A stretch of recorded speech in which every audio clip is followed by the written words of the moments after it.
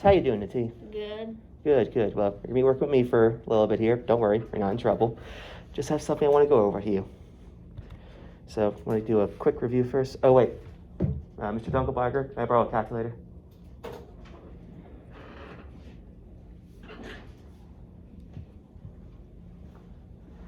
Thank you very much.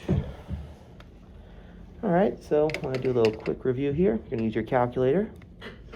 So when we're multiplying with whole numbers, we're always going to remember that the answer will be bigger than the first number.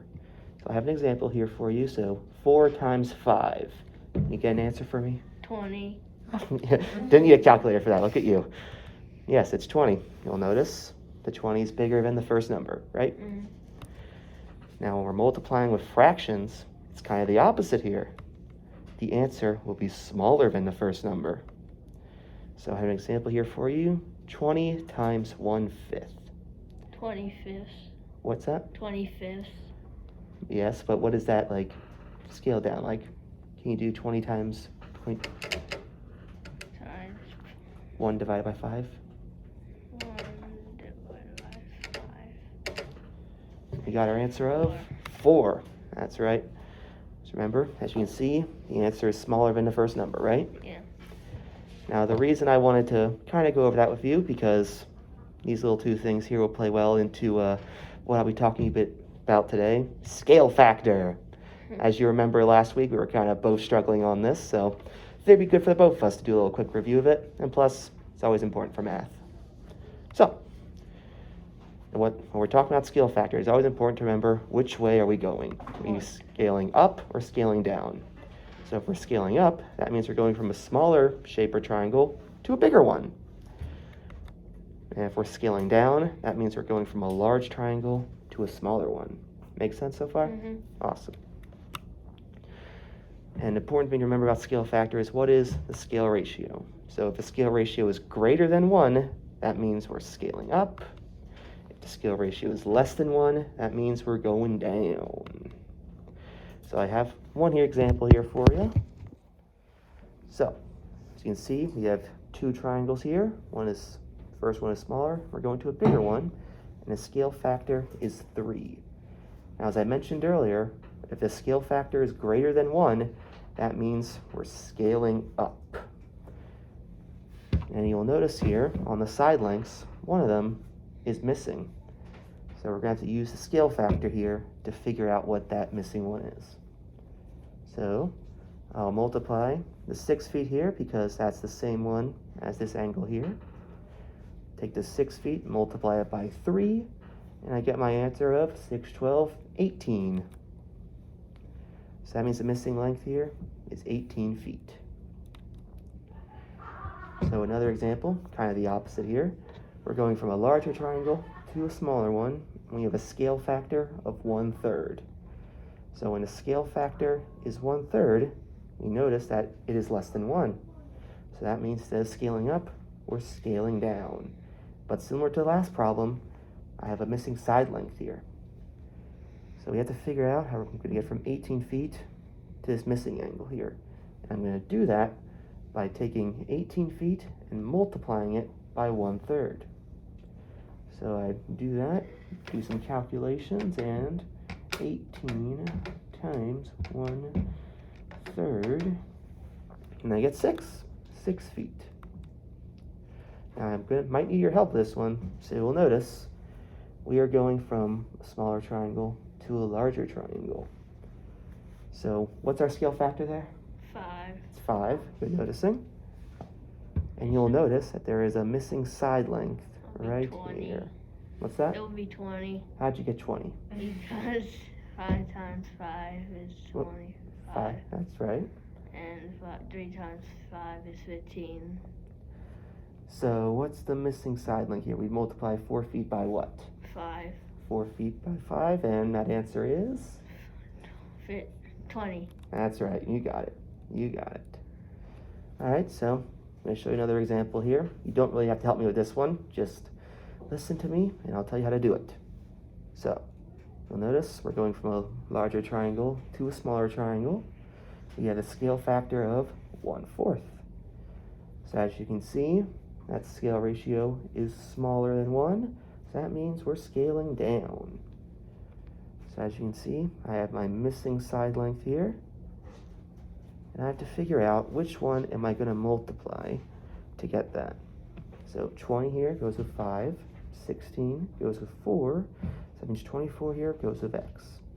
So we multiply 24 by the 1/4.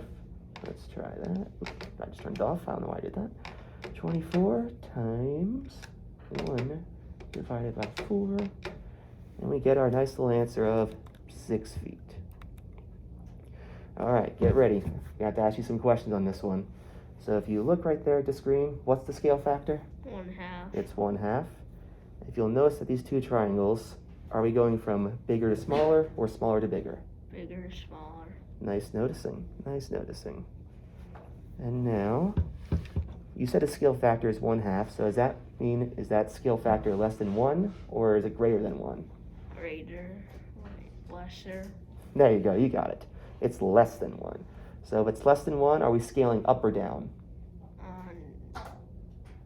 Down. That's right, we're scaling down. So we have our x here. So which of these three do we multiply by 1/2? 4. 4. So you mentioned that 4 times 1/2. It's 6. Wait, I think I did it wrong. Yeah, remember what I said about we're multiplying with fractions? The answer is going to be smaller than our first number. So 1 divided by 2. Not 0.2. Do you know how to use a calculator when multiplying by fractions? No. It's all right. So the way it always works is you take the first number, you multiply by the 1 there, and then divide by 2. And what's our answer? 2. Very good. All right. All right. You've done a great job so far. So you're going to help me remind me what to do. So what's the scale factor? 2. 2. Good. And are we scaling up or down? Up. Why are we scaling up? Because you're multiplying by 2. That's right. And is 2 greater than 1? Yeah. Yes, it is. So, which of these three side lengths do you think we're going to multiply to find x? 2. 2? 2. So what are you going to do? 2 times 2 All right. is 4. 2 times 2 is in fact 4. Very nicely done, Nati. Very nicely done. You've done all the steps so far. All right, I'm going to give you one to try on your own now. So remember all your steps. It'll be 15 because 5 times 3 is 15. 5 times 3 is 15. Let's see. You got it absolutely right. Can you walk me through your steps? Because 5 times 3 is 15, and if you multiply 3 times 3, it would be 9. That's right, that's the angle for that one. So you notice that the scale factor is 3. Did you know that went up, right? Mm-hmm. Very nice. Right. Try this final one on your own here.